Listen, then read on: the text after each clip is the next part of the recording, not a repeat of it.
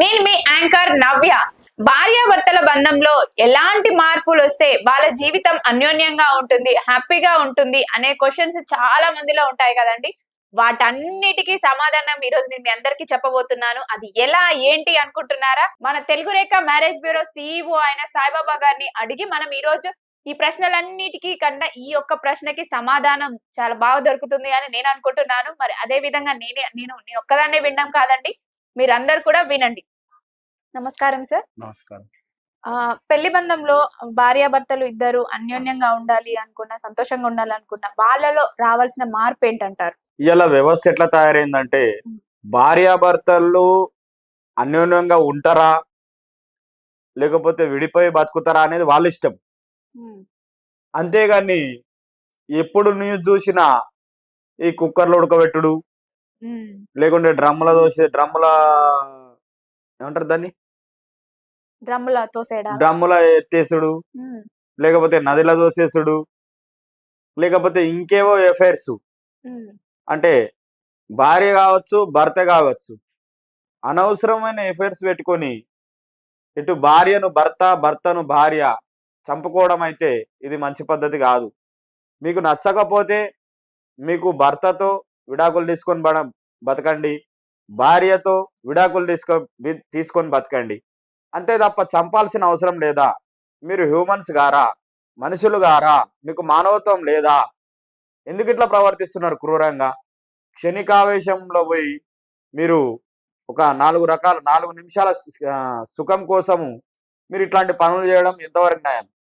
అంటే ఇవే తప్పులు ఒకప్పుడు మగవాళ్ళు కూడా చేస్తుంటారు కదా. ఇప్పుడు ట్రెండ్ ఆడపిల్లలది నడుస్తుంది. కొన్ని రోజులు అత్తయ్య, కొన్ని రోజులు కోడలి అన్నట్టు పరిస్థితులు దారుణంగా తయారని అసలు దాని గురించి మాట్లాడాలంటేనే బాధ అనిపిస్తుంది. ఈ చంపుకునే ఎందుకు? అవును, అంటే ఇప్పుడు నీకు ఇంట్రెస్ట్ ఉంది అనుకో, వేరే అబ్బాయితో నిజంగా ఇంట్రెస్ట్ ఉంది అంటే మీరు ఏడన్నా పోయి బతుకుని. ప్రపంచం చాలా పెద్దది కదా, ప్రపంచం అయితే చిన్నది కాదు కదా. ఇది చంపుడెందుకు? ఎవరొద్దు అంటున్నారు? మీరు ఏడన్నా గాలికి బతుకుని. అంతేగాని మీ పిల్లల జీవితాలు నాశనం చేసి మీ జీవితం నాశనం చేసుకొని పోనీ నువ్వు చంపినవు, తెలియకుంటుందా? తెలుస్తుంది, పోయి జైల్లో కూర్చుంటావు, ఏం లాభం? దానివల్ల ఏమన్నా లాభమా? కాబట్టి మీరు ఎట్టి పరిస్థితులల్లో అట్లాంటి పనులు, తప్పుడు పనులు చేయకండి. నచ్చకపోతే దూరంగా ఉండండి, లేదంటే డైవర్సీ తీసుకోండి, బాధ లేదు. కానీ ఇలాంటి చర్యలకు మీరు పాల్పడొద్దని నేను కోరుకుంటున్నా. దయచేసి చేయకూడదు ఇసుడి పనులు. మరి అట్లనే ఒకవేళ వాళ్ళిద్దరు హ్యాపీగా ఉండాలి అని అంటే ఏం చేయాలంటారు? అంటే ఇదంతా గొడవలకు కారణం కాబట్టి అలా చేయకూడదు అని చెప్తున్నారు. ఇన్ కేస్ వాళ్ళిద్దరు సంతోషంగా ఉండాలి అంటే ఏ పనులు చేయాలి, అంటే ఎలాంటి నిర్ణయాలు తీసుకోవాలి? సంతోషంగా ఉండాలి అని అంటే ఒకటి కాదు. సంసార జీవితం అనేది ఎలా ఉంటది అని అంటే భర్త కావచ్చు భార్య కావచ్చు ఇద్దరు హ్యాపీనెస్ నే కోరుకుంటారు. ఆమె ఆలోచనలు ఏంటి, ఆమె రుచులేంటి అనేది కొత్తగా పెళ్ళైన నెల తెలుసుకుంటారు, 2 నెలలు తెలుసుకుంటారు, 3 నెలలు తెలుసుకుంటారు. ఆ తర్వాత ఆమె రుచులు అవసరం లేదు, పచ్చులు అవసరం లేదు, ఆమెతో పనే లేదు. ఇక అయిపోయా. నెలనో 2 నెలలు ఆమెను మంచి చూసుకుంటారు, సంవత్సరం మంచి చూసుకుంటారు కొందరు.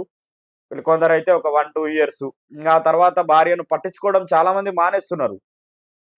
అట్లనే భార్యలు కూడా ఆ 1-2 ఇయర్స్ బాగానే ఉంటారు. ఆ తర్వాత ఆ పాత నైటీలు, ఆ పాత ముఖము అసలు అంటే చెప్పాలంటే నాకు కొంచెము విచిత్రంగా అనిపిస్తుంది వినేటోళ్ళకు ఈ విషయం అంతా. అంటే ఎప్పుడు అదే నైటీలు. కొంచెం పొద్దున్న లక్ష్మి, ఇప్పుడు పాతకాలంలో చీరలు కట్టేటోళ్ళు, అందంగా రెడీ అయ్యేటోళ్ళు, ఇవన్నీ ఉండే. ఇంత ఎడ్యుకేటెడ్ అయిన కాలంలో మీరు పిల్లగాడికి, అదే మీ భర్తకు మీరు కొత్తగా కనిపించాలి కదా. ఎప్పుడు అదే పాసిముఖం వేసుకొని ఉంటే మిమ్మల్ని ఎట్లా పట్టించుకుంటాడు చెప్పు? అంటే సారీ టు సే దిస్, ఇట్లా అంటున్నాను ఏమనుకోకండి. ఎందుకంటే కొంచెము భర్త అనే వాడు ఎక్కడనో తిరిగి వస్తాడు పాపము. నువ్వు లక్ష్మీ దేవత మాదిరిగా మంచిగా శారీ కట్టుకొని మంచిగా రెడీ అయి ఉండాలి. మీరు బయటకు పోయేటప్పుడు అందంగా రెడీ అవుతారు, ఫంక్షన్కి పోయేటప్పుడు రెడీ అవుతారు, మరి ఇంటికాడ ఉన్నప్పుడు కూడా అట్లా రెడీ కావాలి కదా. ఎందుకు ఈ విషయాన్ని మర్చిపోతున్నారు? కాబట్టి మీరు ఏంటంటే అనవసరంగా మీరే బోరు కొట్టిస్తున్నారు మనిషిని. అంటే మారాల్సిన అవసరం ఉంది. ఎందుకోసం అంటే ఎడ్యుకేటెడ్ కావాలి. ఇలా ఎడ్యుకేషన్ ఉన్నప్పటికీ మీకు చెప్పేటోళ్ళు లేరు. మార్పు రావాలి. మీరు ఎంత మంచిగుంటే, ఎంత అందంగా కనిపిస్తే ఆయనకు అంత ఉత్సాహం అనిపిస్తది. ఏదో ఇక నేను ఉన్నా, ఏదో ఫ్రిడ్జ్ ఉంటది, టీవీ ఉంటది, టేబుల్ ఉంటది, సోఫా ఉంటది, అన్నీ ఉంటాయి. ఇక నేను కూడా ఉన్నా. అట్లా ప్రవర్తించకండి. కొంచెం నవ్వుతూ మాట్లాడండి. అంటే రాగానే డ్రెస్సింగ్ సెన్స్ లోనే అంటారా? మాట విధానంలో కూడా ఏదైనా మార్పు వస్తే డ్రెస్సింగ్ బాగుంటుంది సెన్స్ అంటారా? ఒకటి భాగం మాత్రమే. ఉమ్, డ్రెస్సింగ్ సెన్స్ ఒక భాగం మాత్రమే. నేను మళ్ళీ చెప్తున్నది ఏంది? ఉమ్, నవ్వడం కావచ్చు, మాట్లాడించడం కావచ్చు, ఉమ్, మార్పులు ఉండాలి కదా! అవును. ఎవరైనా మార్పు కోరుకుంటారు. ఆ మార్పులనేటివి ఏ భార్యాభర్తల మధ్యలో ఉంటలేవు. ఉమ్, మెయిన్‌గా ఇవి కావాలి కదా! అవును. మరి ఓ పెద్ద మార్పులేం అవసరం లేదు. ఆయన ఎంతో కష్టపడి పని చేసి, జాబ్ చేసుకొని, బిజినెస్ చేసుకొని వస్తాడు. కనీసం